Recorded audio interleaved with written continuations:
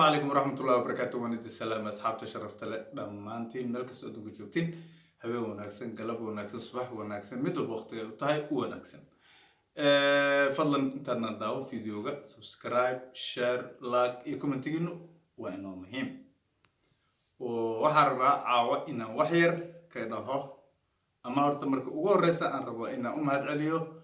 dadkii weynihii sharafta badnaa ee Soomaaliyeed ee sida privatka iyo la soo xiriiray si khaas ah dhalinyaradii Soomaaliyeed ee codsiga jaamacadaha iyo waxyaabaha la xiriiro ee informationka soo weydiiyay saaxiibayaal walaalayaal wad mahadsantihiin dhammaantiin meel kasta ee dunida tacaalada ka joogtiin waan helay qoraaladii ay soo dirteen sidaas daraadeed caawa ayaan idin soo jawaabay oo waqti u helay haddaan wax yar ka dhaho dhalinyaradii dhanka waxbarashada iga soo weydiiyay su'aalaha waa la helayaa waxbarashadii waa diyaar oo ma laga weynaayo meel wax laga barto waddankan isaga waddan waxbarashada ku horeeya ah annagana waxaan diyaar u nahay meel mar walba iyo waqti kasta meel kastoo joogtiin inaan idin garab siino jaamacadaha idin la xiriirno qaabka fiisaha oo waxbarashada ku heli kartaan iyo shuruudihiisa idin la garab istaagno si walba oo aad noqotaana aan ku dadaalno inaad mar uun u timaadaan waxa aad baranaysaan idinka yaqaan marka inta soo gudbo dadkii codsida isoo dirsaday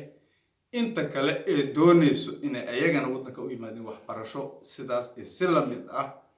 ayaan diyaar u nahay inaan idinku garab siino inaan idin hor socono inaan idin furno waddo kasta ee aad ku heli kartaan jaamacadaas aad maanta raadinaysaan waxaa soo haray dadka doonaya ayagana inay wax ka ogaadaan dhanka ganacsiga ee waddankan rumaanta waddankan wuxuu leeyahay waxyaabo badan oo ganacsiga ku saabsan oo soo koraya wax la kala sheegi kara maaha dhan walba uu ka korayaa wax kasta oo jeceshahay in uga faa'iidaystaan waad ka helaysaa idinkana waan sugaynaa emailadiina waad mahadsantihiin fadlan fideogan subscribe share like iyo comment noogu reeba